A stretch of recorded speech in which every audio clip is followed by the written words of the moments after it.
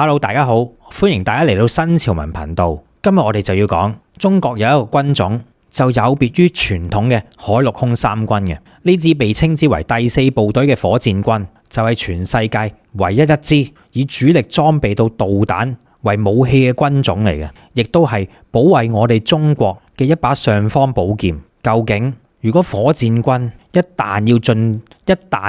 入到戰備狀態，而且仲要係一級嘅戰備狀態，呢個時間火箭軍嘅戰鬥力，佢嘅爆發能力究竟會有幾強勁呢？而同一時間，我哋亦都會講下關於火箭軍嘅前世今生。我哋國家之所以擁有到呢個能力，能夠喺今時今日冇人夠膽同我哋去到威脅到要用核彈炸我哋，其實一切都係嚟得不易嘅。轉頭我哋亦都會講下，究竟我哋發展核武嘅呢條路上面，經歷過幾多嘅披荊斬棘，先至行到呢一步。咁喺節目開始之前，提提大家記得做齊新潮文三寶，仲有嘅就係分享、讚好、留言、訂閱新潮文頻道、新潮文 2.0 頻道，同埋我哋嘅 Facebook 專頁。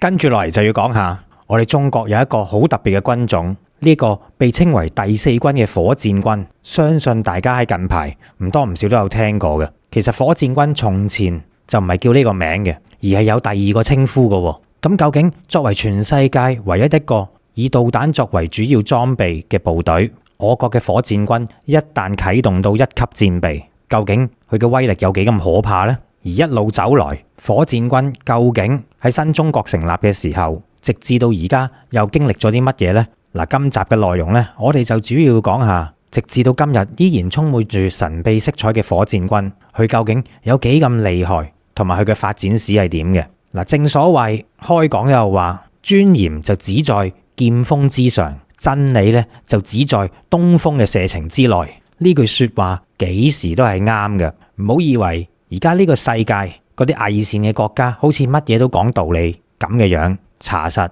話知你有幾啱，話知你道理有幾咁好，所有嘅真理咧的而且確都真係只係存在喺東風嘅射程範圍之內嘅啫。呢個咧就係一個現實。對於中國嚟講，被稱為第四個軍種嘅火箭軍，就係我哋中國嘅一把倚天長劍，佢係咧能夠足以斬斷一切所有嘅來犯之敵嘅。火箭軍從前以前就唔係叫火箭軍，以前嘅名字可能大家咧都有聽過，佢咧就係叫做二炮部隊嘅。之所以從前嚟講佢係叫做二炮部隊，其實咧佢係一段古嘅。咁我哋咧陣間就會嚟到細數一下，點解火箭軍一成立嘅時候唔係叫火箭軍，反而係會叫做二炮部隊呢？莫非就係叫做第二個炮兵部隊？咁我哋咧陣間亦都會去到詳細講下點解嘅。總言而之，今日嘅火箭軍其實咧就係喺昔日嘅二炮部隊嘅基礎上面所發展而嚟嘅一支獨立於海陸空軍之外嘅獨立兵種嚟嘅。就有外國媒體統計咁講到，話到解放軍嘅火箭軍平時嚟講咧係進入住呢個使命嘅狀態嘅，一旦有啲咩需要緊急調動起上嚟，就會隨時進入到呢個戰備狀態噶啦，亦即係代表咗解放軍嘅火箭軍，佢個導彈能夠隨時一次過嚟到向敵人傾巢而出，進行齊射都冇問題嘅。咁究竟火箭軍佢而家粗略估計有幾多粒導彈呢？嗱，根據外國媒體嘅統計顯示，佢哋估計到解放軍火箭軍現時嚟講咧，應該有4000多枚嘅導彈就喺火箭軍嘅序列入面嘅。4000多枚嘅導彈入面咧，大概有10多個型號，咁亦即係代表咗只要國家有需要，其實火箭軍一旦啟動到一級戰備，咁樣加埋4000幾粒導彈咧，就能夠同一時間騰空而起，去到對目標展開毀滅式嘅打擊嘅，都咪話唔得人驚。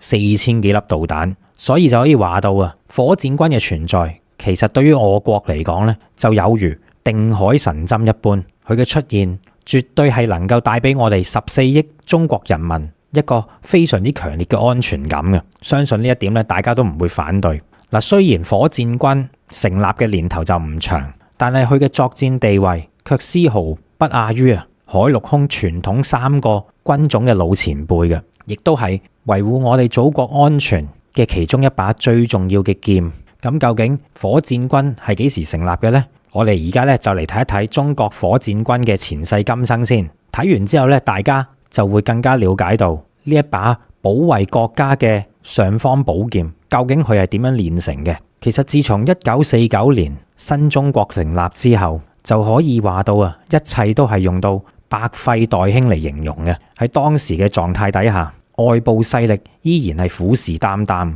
據資料統計顯示，新中國成立以後，截至到我哋第一顆原子彈喺1964年第一次引爆成功之前，呢10幾年間，1949年至1964年，資料就顯示中國喺全世界咁多個國家入面，曾經係俾其他國家指名道姓去到話要用核彈嚟到攻擊我哋最多嘅國家嚟嘅，亦即係話到啊，新中國成立以後15年間啊，呢15年入面，中國係被核恐嚇次數最多嘅國家嚟嘅，當中咧係冇之一㗎。咁亦都唔奇怪嘅，喺當陣時嚟講，國際局勢咁緊張，美國就係第一個使用到啊呢個核威嚇嘅一個先驅嚟嘅。曾經喺抗美援朝期間啊，美國亦都諗住使用到核彈嚟到喺我哋國家東北地區嗰度引爆，就企圖啊擊退我軍嘅。而且亦都喺啊新中國成立之後，去到策劃對國民政府大反擊、反攻大陸嘅時候咧，亦都諗住啊使用到呢個核威嚇嚟到抌原子彈喺我哋嘅國家嘅時候咧，就逼我哋就範嘅。美國就咁樣做啦。其後當我哋去到50年代尾，中蘇交互嘅時間啊，亦都同一時間受到嚟自於蘇聯嘅核威嚇。所以點解話喺自從新中國成立以嚟15年間啊，截至到我哋嘅原子彈能夠成功引爆之前，我哋係全世界範圍內受過最多核威嚇嘅國家呢？原因就係咁解啦。所以大家須知道，我哋研究同埋發展核武，其實咧都係為咗保護我哋國家之需嘅。因此喺咁樣嘅大背景底下，我哋國家當陣時就提出到必須要搞一個屬於我哋自己嘅兩彈一星嘅。兩彈一星係咩意思呢？兩彈一星裏面嘅兩彈意思就係代表核彈以及係飛彈，一星嘅意思咧即係人造衛星咁解。兩彈一星咧就係核彈、飛彈同埋人造衛星嘅簡稱嚟嘅。而當陣時，中華人民共和國國務院總理周恩來就係兩彈一星工程嘅主要負責人啦。後到尾，我哋嘅兩彈一星終於幾時宣布完全成功呢？就好似頭先咁話，1964年我哋國家咧就成功引爆咗第一枚原子彈，然之後去到2年之後，亦都試射咗第一枚裝載住核彈頭嘅地對地飛彈，就喺1966年嗰度成功發射嘅。之後去到1967年，屬於我哋第一顆嘅氫彈，亦都成功試爆。到最後去到1970年，我國咧亦都成功發射咗我哋第一顆嘅人造衛星東方紅1號。而除咗喺當陣時嘅時代背景底下，我哋係受到最多核威懾嘅國家之外，而且喺60、70年代啊，亦都係美蘇兩國之間嘅導彈競賽同埋太空競賽嘅背景嚟嘅。所以如果要有效保護我哋嘅國家，擁有核武器、導彈以及係人造衛星，其實先至能夠啊喺未來嘅戰場上面擁到競爭優勢嘅。因此當陣時，我哋國家係投入咗大量嘅科學家嚟到開始進行到啊兩彈一星嘅研究工作嘅。雖則話雖如此，我哋嘅投入係咁多，亦都有咁大量嘅科學家嚟到進行研究，但係呢條路肯定注定係唔好行嘅。相比起當陣時世界第一嘅大國美國，以及係第二強大嘅蘇聯，我哋當陣時要用到嚟研究兩彈一星嘅所有基礎，其實咧係乜都冇嘅。相比起蘇聯同美國，佢哋有最先進嘅電腦，擁有最豐富經驗嘅人才。就講我哋中國當時根本冇任何可以用到嚟研究核彈嘅大型計算機，亦即係大型電腦嘅，亦都冇咁多好似現在百花齊放嘅科學研究院。但係喺全世界都不斷睇低我哋，譏笑我哋，係冇可能實現到兩彈一星嘅時間。往往咧中國人就會喺呢個時候爆發出一種不屈不撓嘅意志。當陣時用到嚟研究兩彈一星嗰啲必備嘅計算方法，其實就並唔係用什麼電腦去完成嘅，而係集合住幾百人之眾一齊就用到最傳統嘅方法，靠支筆，靠一個算盤，就嚟到將需要嘅參數就透過算盤以及係人腦同埋人力嘅方法將佢計算出嚟嘅啫。嗱，據聞當陣時我哋使用到一個咁傳統兼原始嘅方法，使用到算盤去代替電腦嚟將複雜嘅參數計好。有一個講法就係喺我哋計算到某一個參數嘅時候，就會分開幾組人，大概每組人有100零人左右啦，就去到計算同一個參數嘅。當陣時我哋嘅計算規格係點樣嘅呢？譬如有4組，大概有100人嘅計算隊伍，當然啦，佢哋都係拎住算盤嘅，就分開4組人，1、2、3、4組咁計啊。每一組都要同一時間將同一個參數計算幾次。譬如當嗰個參數第一次計出嚟係100咁計啊，咁你第二次計出嚟呢，亦都要係100，第三次亦都係100，第四次亦都要係100。如果當中出現到一次係錯誤嘅話呢，就要重新計算，截至到連續有4次出現咗係同一個參數，咁就為之係第一次嘅合格。跟住頭先我哋講過有4組人，每組100個噶嘛，然之後呢就要將4組人每一組都計過4次嘅數據再拎出嚟。如果4組人佢哋分別計算4次嘅嗰個數據，同樣譬如都係100咁計啊，咁樣你對勻晒4組呢，嗰個參數啊先至係為之正確嘅參數。大家就可想而知，我哋冇喺有呢個大型嘅電腦嘅情形底下，要去到做同一樣嘅嘢，得到相同嘅參數，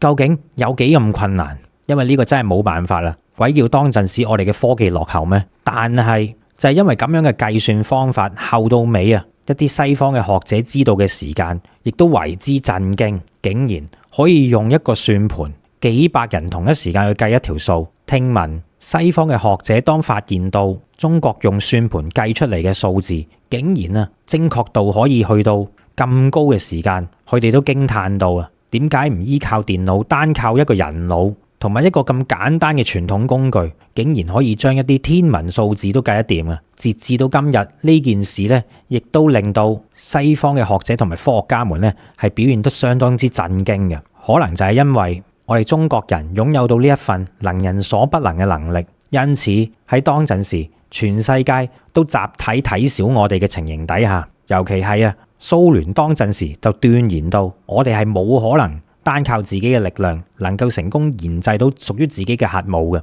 結果就令到佢哋大跌眼鏡。就喺上世紀60年代1964年嘅時候我哋終於成功引爆到自己第一顆嘅原子彈。當陣時我哋第一顆嘅原子彈嘅研究工作就有一個代號嘅，呢個代號呢就被俗稱為596工程。嗱，點解要叫做596工程呢？嗱，據聞之所以叫做596，原因呢就係中國要記住1959年6月當中蘇交互嘅時間，蘇聯就喺1959年6月單方面停止對華嘅原子彈研究嘅援助，因此為咗紀念到從此要自力更生，所以呢，我哋第一顆原子彈嘅試爆工程呢就叫做596工程。當陣時呢，我哋試爆嘅地點就係喺今日中國新疆境內嘅羅布泊嘅。而之所以點解要揀喺羅布泊嗰度試爆呢？原因就係羅布泊係一個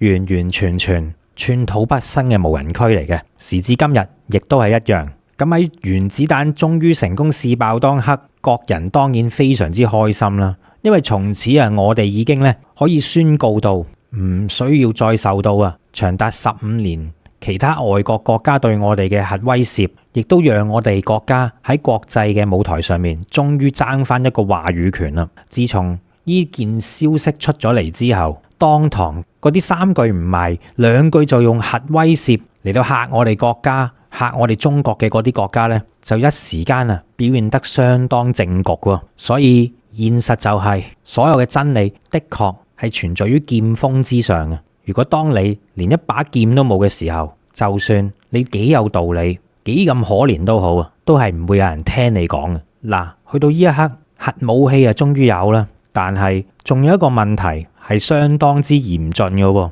喺呢個時間就有好多人都意識到，係雖然我哋中國係終於有咗第一顆嘅原子彈，亦都終於可以話到係第一次掌握到我哋嘅核威懾力量，但係呢個所謂嘅核威懾力量唔係真實嘅喎。點解咁講呢？就係因為我哋根本冇有效嘅投射方式嚟到將呢顆原子彈送到去別人嘅國家嘅土地上面，因為截至到呢一刻為止咧，都係只不過喺我哋國內成功試爆啫嘛。如果冇有效嘅投射方法，咁樣啊，核武即使被做出嚟之後，都只不過係靜靜咁放喺嗰度。如果唔能夠有效使用嘅話，其實意義都係不大嘅。咁當陣時有人就諗到，唔使驚，呢顆原子彈，我哋一於咧就用最傳統嘅投送方式，就係使用到轟炸機，仿如好似二次世界大戰一樣，由到美國投送呢個原子彈落到去廣島長崎嘅方式咁樣用最傳統嘅方法，轟炸機飛過敵人嘅頭頂，然之後就作出原子彈嘅投擲，咁樣咪得咯。因為當陣時中國咧都有自己嘅轟炸機嘅，但係咁樣嘅作戰模式好明顯咧就已經顯得非常之落後啦。即使嗰個年代係60年代都好呢一種二次大戰嘅作戰模式其實早就已經被淘汰。如果用到咁樣嘅方法，直接使用到轟炸機開到敵方嘅頭頂上面，進行到凌空投擲原子彈呢個動作，其實莫講話可以成功投擲原子彈啦，就算係呢個轟炸機飛到去臨近敵方嘅國土嘅時候分分鐘連個目標都未見到嘅時候咧，就已經被擊落啦。因此呢種方法好明顯係唔 work 嘅。要有效形成真正嘅核威懾力，我哋必須要將投送方式提高到現代嘅水平先至得嘅。咁嘅時間亦即係代表咗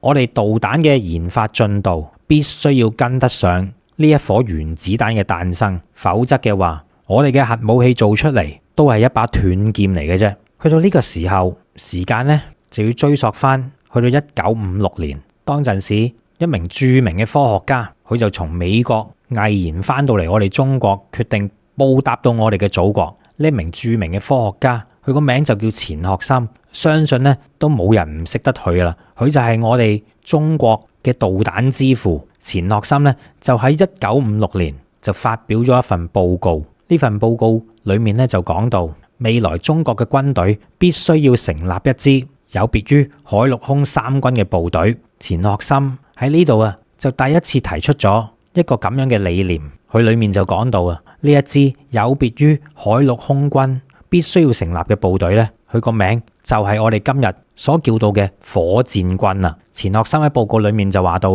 呢個新成立嘅火箭軍佢嘅專職就應該係負責發射導彈嘅，而且呢個火箭軍主要裝備嘅武裝亦都應該係以導彈為主嘅，佢係一支專操控導彈嘅部隊嚟嘅。根據錢學森嘅呢個概念，火箭軍嘅成立嘅前提係要有具備到極高超嘅軍事作戰才能，掌握各種導彈嘅知識，同時亦都要了解到發射呢啲導彈嘅技巧，係一支專業嘅高度化專業部隊嚟嘅。有咗呢支部隊，其實先至能夠持續性地對周邊嘅嗰啲想威脅我哋嘅國家產生到核威懾嘅，咁樣先至能夠將核武器嘅功能發揮到出嚟，先至能夠保衛到我哋國家噶。嗱，由於錢學森當陣時佢提出嘅呢個概念嘅時間我哋嘅原子彈都仲未成功引爆，但係好多人都明白到錢學森佢嘅提議係非常之好嘅，所以佢嘅提議亦都被保留咗落嚟嘅。到我哋嘅原子彈成功去到引爆嘅時候，頭先我提及到國家係發現到自己係冇適當嘅投射方法去到將呢啲核彈投射嘅，因此喺1956年錢學森所提出嘅呢個概念就立即被國家拎翻出嚟。既然而家核彈有啦，所以火箭軍嘅成立亦都具備到基本嘅條件。因此為咗保衛我哋國家嘅安全，喺1966年我國就決定成立一支秘密嘅導彈部隊，一切都係高度機密嚟噶。為咗防止呢個新成立嘅秘密導彈部隊唔好走漏風聲，因此當陣時由錢學森所提議到嘅火箭軍呢個名就一定唔可以用嘅。而當時就有人諗緊一啲代號俾佢，究竟叫咩名好呢？有啲咩名係可以唔令人懷疑得嚟，又有翻啲意義嘅呢？到後尾就有人諗到，不如咁啦，我哋就將呢個新成立嘅秘密導彈部隊就將佢掛名掛喺呢個炮兵名下嘅。嗱，冇錯啦，呢個名就係頭先我哋所提及到嘅二炮部隊啦，亦即係第二炮兵部隊。當呢個名出到嚟嘅時候，叫第二炮兵，就立即令到人產生好多嘅聯想。有人就話到啊，呢啲第二炮兵攞嚟做咩嘅呢？亦都唔知道佢嘅駐紮地點喺邊。但實際上呢，呢支所謂嘅第二炮兵部隊啊，其實佢所用到嘅武器全部都係導彈嚟嘅。第二炮兵部隊嘅活動範圍大多數咧都可以話到係神龍見首不見尾嘅，因為佢哋大部分嘅時間都喺茫茫嘅戈壁灘入面嗰度活動嘅。喺神秘嘅戈壁灘入面就操控住啊中國最早期嘅一批導彈，其實佢就係我哋嘅火箭軍。第二炮兵部隊就係火箭軍嘅前身。呢一個秘密喺當陣時嚟講咧，係屬於最高級嘅國家機密嚟嘅，甚至乎有好多嘅高級將領，佢哋都搞唔清楚究竟呢支第二炮兵部隊係做啲咩嘅呢？佢哋係接受啲咩訓練嘅呢？喺當時開會嘅時候，台面上啊，亦都冇人會將火箭軍呢個名講出嚟嘅，因為畢竟我哋先至啱啱擁有到我哋嘅核力量，呢件事係會相當之刺激到當陣時嘅兩大強國美國以及係蘇聯嘅，所以呢件事一定要密密實實，一定要保密嘅，搞不好如果真係俾美國或者蘇聯聞到我哋陣味，係有意成立到一個專屬嘅火箭軍，專用到嚟進行核威懾打擊嘅部隊誕生，好有可能佢哋呢兩個國家就會喺我哋未成形之前，就會率先使用到核武嚟到摧毀我哋，都唔定嘅。而當陣時嘅時代背景嚟講咧，呢件事係絕對有可能發生嘅。因此，我哋就喺美蘇兩個大國都虎視眈眈嘅情形底下，必須要將呢件事盡量低調，盡量去到韜光養晦，直至到有一刻我哋能夠累積到自己足夠嘅力量，到陣時先至將所有嘅嘢擺翻上台面。呢一個動作咧，就完完全全體現到屬於我哋中國人嘅智慧，我哋絕對係能夠能屈能伸嘅。就係咁，喺第二炮兵部隊組建咗都相當長嘅一段時間裏面咧，其實外界根本完全唔知道第二炮兵部隊係搞啲乜嘅。就以當陣時美國嘅一啲專家去咁樣認為佢哋就預測到第二炮兵部隊咧，只不過係一啲預備役部隊嚟嘅啫。從個名聽起上嚟佢哋咧就係中國炮兵嘅後備隊，因此咧佢哋嘅訓練裝備都可以話到係完全可以不理噶啦。佢哋之所以要喺戈壁灘度活動，原因就係灘嗰度冇人，咁操炮咧都容易啊嘛。同埋佢哋係炮兵嘅預備隊嚟嘅，所以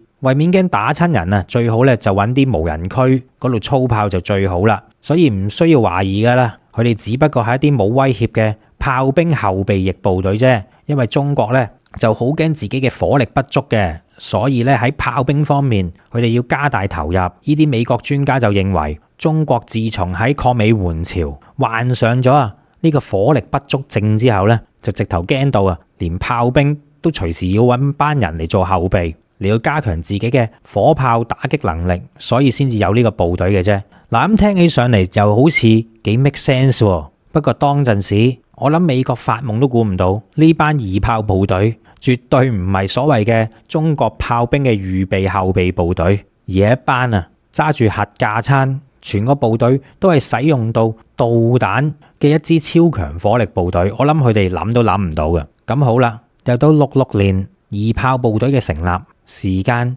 就去到18年之後，1984年震撼嘅一幕就出現咗啦。喺1984年嘅10月1號，亦即係當年嘅國慶嘅嗰一日，我哋咧就搞咗一次國慶嘅大閱兵嘅。喺呢個時間，84年10月1號大閱兵入面，我哋就安排到第二炮兵部隊作為嗰次大閱兵儀式上面嘅第一支開荒隊伍，亦即係整個閱兵式裏面打頭陣第一支出現嘅隊伍。呢個時間震撼嘅一幕出現啦！大閱兵一開始嘅時候呢支打頭陣嘅二炮部隊所帶住嘅呢，並唔係西方世界一直認為到嘅嗰啲傳統嘅火炮，或者係嗰啲傳統嘅火箭炮，全部都唔係咁嘅。原來第二炮兵部隊所帶出嚟嘅架撐呢，就係一粒又一粒嘅大導彈。呢啲大導彈呢，當陣時全部都被油上乳白色嘅，而且狀態十分之良好。佢喺上面嘅油漆都亮立立，好新淨嘅，顯示得出呢啲一粒又一粒嘅龐大導彈，佢平時嘅維護同保養咧係做得十分之好嘅。呢個時候，全世界先至赫然知道，原來中國嘅第二炮兵部隊，實質上嚟講就係一支操縱住核彈嘅部隊嚟嘅。我哋國家喺經歷咗18年低調保密同埋韜光養晦嘅時間，終於就喺1984年認為時機成熟啦，就向到外界展示到我哋嘅第二炮兵部隊究竟係啲乜嘢。其實去到呢一刻，我哋中國已經可以正式宣布到，從此我哋係唔再需要懼怕到蘇聯同埋美國嘅核威懾啦。而且我哋亦都可以正式宣布到，我哋喺導彈方面嘅技術咧，亦都攞到非常之大嘅進步。所有嘅嘢都係由1984年嘅大閱兵裏面去到展示俾全世界睇，表達相關嘅呢個信息嘅。嗱，當陣時咧，二炮部隊就總共係拎咗12粒彈道導彈出嚟嘅。其實當陣時有份參與到閱兵嘅呢12粒中國嘅彈道導彈咧，已經係我哋當陣時全中國嘅全部嘅家底嚟㗎啦。當然啦，嗰陣時係冇人知道嘅，就仲以為我哋喺後面仲有好多。呢一點亦都係我哋嘅戰略需要嚟嘅。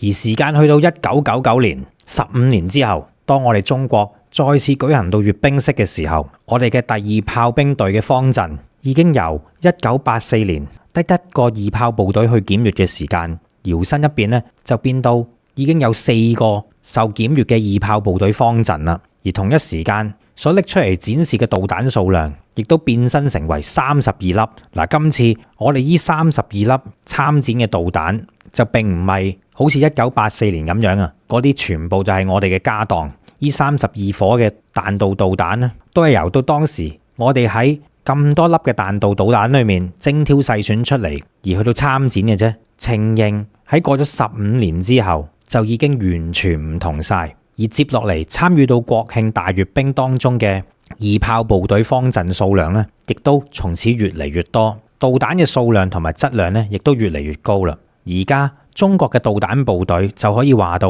係當之無愧中國軍隊裏面嘅頂梁柱嚟嘅。去到呢個時間，原本我哋因為戰略嘅需要而唔方便將個名改得太直接，就叫佢做二炮部隊噶嘛。當時去到呢段時間，我哋嘅上級亦都認為到二炮部隊呢個名咧係時候要改一改啦。呢支以導彈為主要武器嘅部隊都應該堂堂正正去到向全世界展示佢自己嘅存在嘅。呢個時間，大家就諗翻起錢學森先生喺過去曾經提出過火箭軍嘅呢個概念，終於就喺2015年10月31日，二炮部隊就嚟到正式改名，就改到今時今日我哋耳熟能詳嘅火箭軍呢個名啦。二炮部隊足足等火箭軍呢個正式嘅名等咗成50年，由1966年等到2015年。雖然話就話都係個名啫，冇咁緊要啊，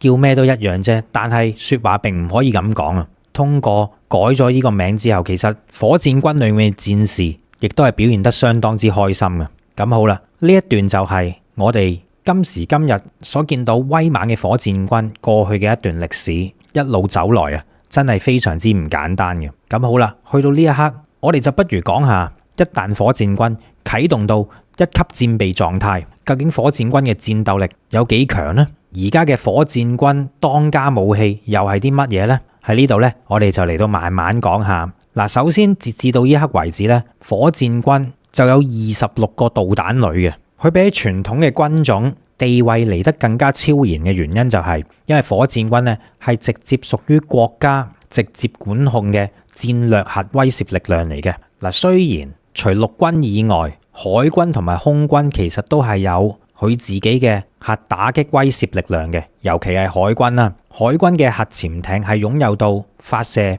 海基洲際彈道導彈嘅能力嘅，所以火箭軍嘅呢種超然地位只係相對嘅啫，並唔係話佢係絕對超然地位咁嘅意思。嗱，現在咧根據到外媒指導火箭軍就大概有4000多粒嘅導彈嘅。當然呢個係一個估計數字，因為冇人知道實際嚟講火箭軍係擁有幾多粒核彈或者幾多粒導彈嘅。呢個數我相信只有軍方嘅高層以及係國家領導人先會知嘅啫，就絕對唔係普通嘅平民百姓或者係普通嘅官員能夠知得到嘅。嗱，呢4000多粒嘅導彈，其實咧都係維持緊一個準備隨時可以進入戰備狀態嘅一個模式嘅，而且唔單止係打擊陸上目標咁簡單，而家嘅火箭軍佢仲可以對海上嘅目標嚟到進行遠程導彈攻擊都得嘅。最出名嘅就係我哋陣間都會提到嘅反艦彈道導彈啦。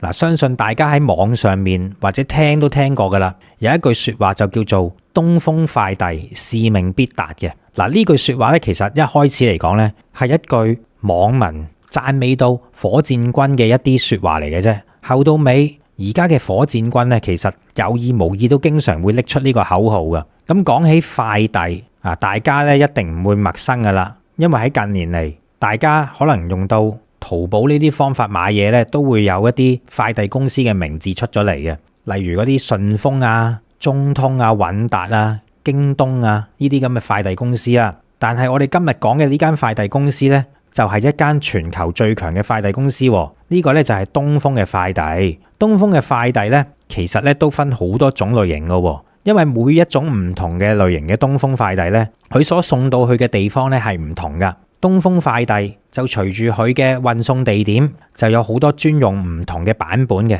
例如就係東風15或者東風11A 呢一啲短程嘅彈道導彈。嗱，由於佢嘅射程咧就大概係600至到800公里左右，所以如果呢一種東風快遞嚟講咧，就係我哋所謂嘅台北快遞啦。意思就係一旦出現到要有武統嘅場合，攞東風11A 或者係攞東風15用到嚟打擊島上面嘅目標或者嗰啲台自立分子嘅話呢，咁就啱晒啦。台北快遞佢主要咧就係用到嚟咁樣用嘅。咁好啦，其餘嘅快遞就仲有射程1200至1500公里嘅東風16呢支快遞，以佢嘅射程嚟講呢，就應該用到嚟係專對付到位於沖繩嘅美軍基地嘅，因此東風16亦都叫做沖繩快遞。然之後嘅選手呢，就有東京快遞之稱嘅東風21。東風21佢嘅作戰範圍就喺1700至3100公里嘅，用到嚟打擊同埋威懾日本裏面嘅目標呢，就啱晒啦。其餘嘅仲有東風26，憑住佢4000公里嘅射程，亦都被稱之為關島快遞。之後再數落去嘅呢，仲有東風31，憑住佢9000公里嘅射程，亦都係有效能夠將東風快遞射到去夏威夷嗰度嘅，因此佢亦都叫做夏威夷快遞。而唔需要多講啦，當真係要穿州過省，去到最遠嘅地方，要跨過半個地球嚟到大西洋彼岸嘅美國紐約咁嘅時限呢，我哋就要出動到我哋嘅紐約快遞。今時今日能夠被稱之為紐約快遞嘅，就係我哋嘅東風41洲際彈道導彈。從前嚟講呢，其實仲有一支紐約快遞嘅，就係我哋嘅東風5型洲際彈道導彈。嗱，咁呢啲名聽落去，哇，好多類型分晒類咁啊。其實大部分嘅呢啲型號，佢出現嘅時間咧都唔係好耐嘅啫。從前嚟講如果大家有經常睇閱兵嘅經驗，國慶閱兵出現得最多次數嘅呢，其實呢就係要數翻頭先我哋所提及到嘅東風5型嘅彈道導彈嘅。嗱，之所以要重點提及呢支導彈呢，就係因為好長嘅時間入面，佢都係我哋唯一一款能夠射到去美國、覆蓋美國嘅洲際彈道導彈嚟嘅。嗱，東風5型佢誕生嘅日子呢，就已經比較遠噶啦，已經係要數翻去呢1970年代噶啦。由於時代比較遠久，其實呢，佢係一種需要依靠住傳統嘅導彈發射井先能夠發射到嘅洲際彈道導彈嚟噶。嗱，喺嗰個年代嚟講呢，我哋需要嘅並唔係呢支導彈要有幾先進，而係需要解決咗有同埋冇呢一個難關先嘅。總之能夠擁有一支能夠打到去太平洋彼岸嘅洲際彈道導彈，就係我哋喺嗰個年代嚟講呢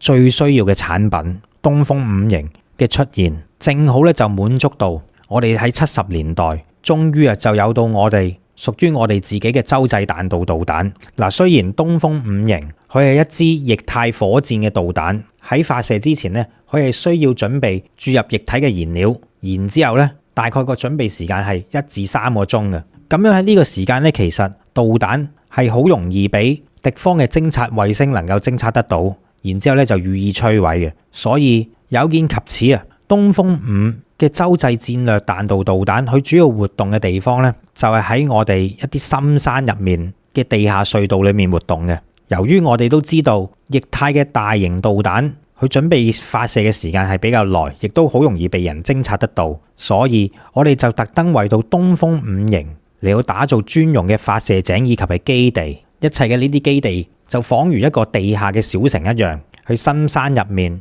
有專用嘅地下鐵路嚟到運輸呢啲核導彈嘅。咁一切嘅發射準備前嘅工作以及係運輸都係喺地底裏面進行嘅時間呢，咁樣敵方就唔能夠有效咁樣探測到我哋東風5型準備發射嘅一刻。據聞呢一啲位於深山嘅發射井呢，有一個呢就喺湖南省嘅，仲有一啲呢就喺新疆，有一啲呢就喺河北省與山西省之間嘅太行山嘅隧道網入面嘅。總之呢就眾說紛紜。嗱，不過姑勿論點樣都好啦。由於我哋當陣時中國真係比較窮嘅關係，所以唔能夠實現到呢好似前蘇聯或者美國咁一嚟就嚟佈置幾百座好具規模嘅發射井。我哋係冇呢個能力嘅，我哋嘅發射井數量呢係有限嘅。假設100枚嘅東風5型導彈係唔能夠為到佢哋起100個發射井嘅，而只能夠輪流用大概15個發射井左右啦。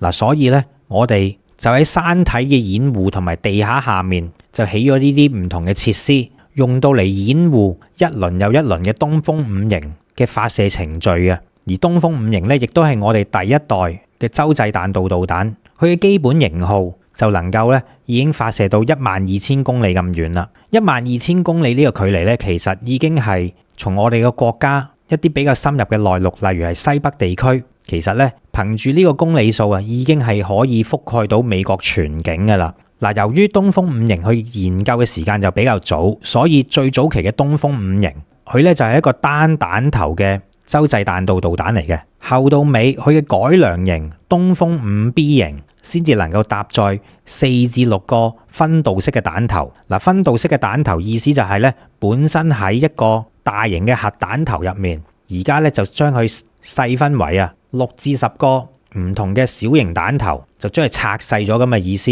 咁隨之而嚟嗰個威力呢，亦都會減低咗嘅，因為本身你個彈頭就好大個噶嘛，而家呢就除開咗6至10份，因此呢，分彈頭個威力呢係會細咗嘅。但係分彈頭所帶嚟嘅優勢就係，當你有咁多嘅彈頭同一時間重返地球嘅時候，去到打擊目標，咁對方要用到嚟攔截就會相對困難，而且有一啲分彈頭呢，就係我哋俗稱嘅假彈頭，亦都會造成對方嘅迷惑，唔知邊個彈頭先係真，嚟到實現到更高嘅命中率嘅。嗱，同一時間呢啲分彈頭呢，其實呢都係可以部署核彈嘅。因此雖然話就話個威力減弱咗，但係可能由單彈頭幾百萬噸級嘅黃色爆品威力，可能呢你分咗彈頭之後呢，一個細彈頭都可以載到5至60萬黃色爆品相當威力嘅小型分彈頭噶。因此呢，嗰個威力其實一啲都唔弱嘅。嗱，東風5B 呢就可以實現到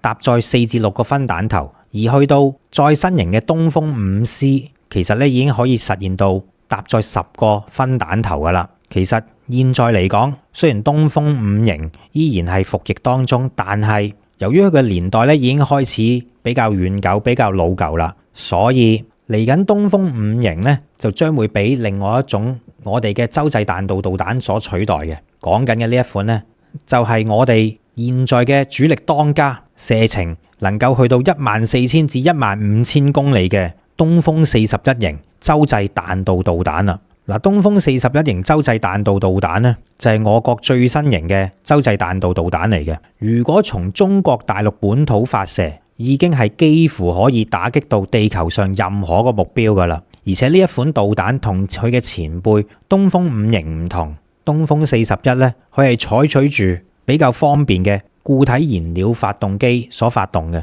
因此喺佢發射之前呢，係並不需要好似東風5型咁要搞1至3個鐘嘅提前準備發射工序嘅。東風41係可以隨時發射嘅，而且東風41有別於佢嘅前輩，就唔單止局限於喺導彈發射井裏面發射，而而且仲可以係透過移動式嘅發射車、鐵路係可以實現到公路嘅機動發射以及係鐵路嘅機動發射都得㗎。因此嗰個靈活性就比起之前大大進步得多。而東風41亦都可以再備到10個嘅分彈頭嘅，每一個分彈頭佢嘅威力係可以去到70萬當量嘅黃色爆品當量，或者想個分彈頭嘅威力更加強嘅話，就可以改為裝載4個分彈頭，每一個去到170萬噸當量黃色爆品比較大型嘅分彈頭，再4個亦得嘅。其實講開又講，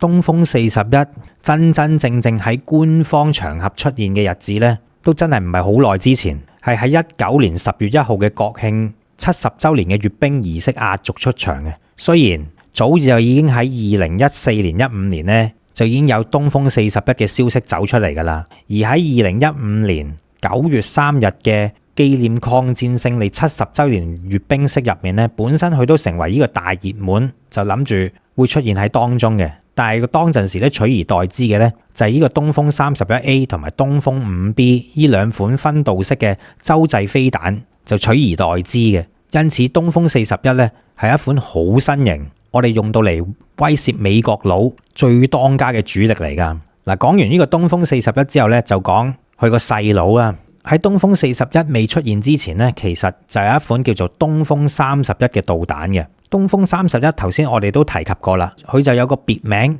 叫做夏威夷快遞嘅。嗱，現在嚟講咧，其實仲有一款叫做東風27嘅全民彈道導彈咧，就會成為正選嘅夏威夷快遞，因為呢一款全民當中嘅東風27咧係一款高超音速導彈嚟嘅，佢係採取住最新嘅技術，以東風17高超音速導彈嘅彈頭，再配合東風26嘅彈體，結合而成嘅一款新型高超音速導彈嚟嘅。我曾經咧都有一集嘅節目咧就嚟到講到關於呢一款全民當中嘅東風27究竟有幾咁厲害嘅，大家有興趣咧亦都可以睇翻嗰一集節目嘅。咁我哋而家咧就嚟講下呢一款係1998年正式服役嘅東風31先啦。嗱，東風31去到今日嚟講咧已經出現咗3個型號噶啦，分別就係最基本版嘅東風31，佢嘅射程係有8000至1萬公里嘅，咁就啱啱去到夏威夷啦。仲有佢嘅改良版東風31A，佢嘅射程係提升到去11270公里至到11500公里嘅。到佢嘅終極改良版本東風31B 或者叫東風31AG 啊，佢嘅射程咧就已經係提升到去12000公里至到13000公里呢一個洲際彈道導彈嘅級別噶啦。嗱，其實睇翻東風31最基本嘅型號，如果佢只有8000公里嘅射程嘅話咧，咁佢勉強嚟講都只不過係一支長程彈道導彈，就未去到洲際彈道導彈嗰個級數嘅。不過佢好快就誕生咗一個東風31A 嘅型號，就喺2005年嘅時候正式服役。嗱，其實喺東風41服役之前，東風31佢所擔起嘅重任咧，真係非常之重㗎。嗱，頭先我哋講到啦，因為東風5型佢發射唔係咁方便，而且年代比較遠久，又唔可以用一個機動式嘅發射去發射，因此喺東風41我哋最新型嘅呢款彈道導彈出現之前呢，其實東風31就係代表住我哋能夠喺陸上機動發射導彈嘅代表嚟嘅。嗱，當陣時東風31一出現嘅時候，佢嘅基本型我仲好記得㗎，就話到咧，我國終於有一款能夠機動部署喺發射車上面，能夠喺我哋嘅中國東北就打到去美國嘅阿拉斯加同埋夏威夷地區咁樣講嘅，就終於咧有咗一種能夠基本覆蓋到美國移動式嘅導彈，就去到咁樣講嘅。當有呢款導彈出現嘅時候咧，當陣時我都好開心。而去到幾年之後，2005年，消息就指到改進型嘅東風31A 就終於出現咯。佢嘅射程咧就去到11200公里。嗱，比起佢之前嘅型號只係能夠射到8000公里咧，其實個進步好大好大。唔好睇少11200公里同8000公里，好似唔係爭好遠啫。其實如果去到11200公里嚟講，喺我哋中國東北方向發射去美國嘅，就已經能夠覆蓋到差唔多整個美國全境噶啦。再加上當時東風31A 型嘅改進型號咧，就可以攜帶3枚嘅分導式彈頭。咁樣對於當陣時已經嚟到積極測試到導彈防禦系統嘅美國嚟講咧，係構成咗一定程度嘅壓力嘅。嗱，自從有咗東風31A 型呢一款第2代嘅洲際彈道導彈之後，我哋咧就可以正式話到啊，係具備到同美國互轟核導彈嘅能力啦，亦即係可以啊保證隨時互相摧毀對方嘅能力，終於擁有到啦。咁當然等多唔使好耐。東風31嘅 B 型仲可以射到去12000至13000公里，咁就更加可以話係啊，絕對覆蓋到美國全境嘅。東風31B 型嘅誕生日期大概咧就喺2015年至2016年左右嘅。嗱，咁好啦，講完啲最重型嘅架撐洲際彈道導彈之後，咁我哋不如講翻啲輕量級少少嘅。嗱，其實而家嚟講咧，洲際彈道導彈我哋當然要有啦，因為呢一個咧係我哋最基本能夠震懾到對方嘅架撐嚟嘅。但係畢竟以現代嘅環境嚟講，除非發生核大戰嘅啫，否則嘅話呢啲大型嘅洲際彈道導彈喺平時一般嘅情形嚟講咧係唔會輕易使用嘅。所以而家最流行嘅咧反而唔係洲際彈道導彈，而係另外一款叫中程彈道導彈，反而咧就變咗最流行嘅彈道導彈。嗱，講到洲際彈道導彈，可能我哋喺個數量係唔及美國同埋俄羅斯嘅，但係如果講到中程彈道導彈嘅數量，咁樣我哋咧就重新攞翻冠軍。點解呢？就係因為啊，美國同埋前蘇聯就簽訂咗呢個所謂嘅中導條約，亦即係啊，將佢哋嘅中程彈道導彈銷毀嘅條約，喺退出咗咁多年，而家兩個國家咧都話要重新加入翻，去到重新興建中程彈道導彈。但係畢竟啊，都已經放棄咗咁耐，就唔係話到咧重新建造翻就重新建造翻嘅。而家我哋嘅中程彈道導彈，如果中國嘅認第二，真係冇人夠膽認第一嘅。我哋有幾款拳頭產品，相信大家都喺頭先我哋大概嘅簡介裏面聽到噶啦。兩款分別最新型改進型號都可以用到嚟，唔單止對地攻擊目標，仲可以用嚟打到啊海上嘅移動目標，同埋美軍航母嘅，分別就係啊射程2000公里嘅東風21型，同埋能夠打到航空母艦嘅東風21D 型中程彈道導彈，就係全世界第一款具備到打擊海上移動目標能力嘅中程彈道導彈嚟嘅。其後仲有一款射程能夠達到4000公里，同樣啊都可以用到嚟打擊海上移動目標，例如航母呢啲目標嘅另一款國產中程彈道導彈東風26，佢嘅射程仲比東風21D 差唔多長接近1倍，佢係有4000至5000公里嘅射程嘅。自從我哋國家展示咗具備打擊海上移動目標洲際彈道導彈之後，大概嗰個時間呢，我哋就係喺2014至2015年展示我哋有呢個能力嘅。大家有冇發現，自從東風21D 喺呢段時間出現咗之後，當美國人知道我哋係可以用彈道導彈嚟打航母呢啲咁逆天嘅能力都做得到嘅時候啊，從此有冇發現到美國嘅航空母艦冇再好似喺以前咁，直頭好似大軍壓境咁樣啊，嚟到威脅我哋中國沿岸啊？嗰啲美國航母最多都係以姿態式嘅展示，快速行過咁就算啦，就更加唔好講到今時今日直頭好似走夾唔唞咁嘅款啦。所有嘅原因就係因為我哋一代又一代可以能夠打擊到美軍航空母艦嘅東風系列導彈嘅出現，先至將整個戰局扭轉咗。嗱，而家我哋拿起手咧，除咗有呢啲新型嘅中程彈道導彈之外，另外一款同樣地啊，都係受到世界關注，而家經常喺媒體嘅報道裏面都會睇到嘅，就係有別於彈道導彈嘅高超音速導彈啦。嗱，高超音速導彈咧嚟緊肯定啊就會成為火箭軍所裝備到嘅其中一支絕對嘅主力裝備嚟嘅。嗱，現在嚟講咧，喺正式錄喺名冊上面嘅高超音速導彈，火箭軍擁有嘅咧就係呢個東風17嘅高超音速導彈，以及係啊經過最新改良，配備到高超音速彈頭、最新改進型號嘅東風16，就係而家火箭軍所掌握到嘅高超音速導彈嚟嘅。嗱，東風17佢嘅射程大概咧就係有2500公里咁遠嘅，而東風16嘅改良型號，佢都有1600公里左右嘅射程。嗱，高超音速導彈有別於傳統彈道導彈嘅優勢就係對佢嘅攔截咧，其實係非常之困難嘅。由於高超音速武器佢所行嘅軌跡咧，就並唔係好似傳統彈道導彈咁，係使用一個比較易估計、能夠預先估計得到嘅拋物線形狀嚟到去發射。高超音速導彈反而佢嘅發射理論係有別於此嘅。大家可以想象一下，傳統嘅彈道導彈，佢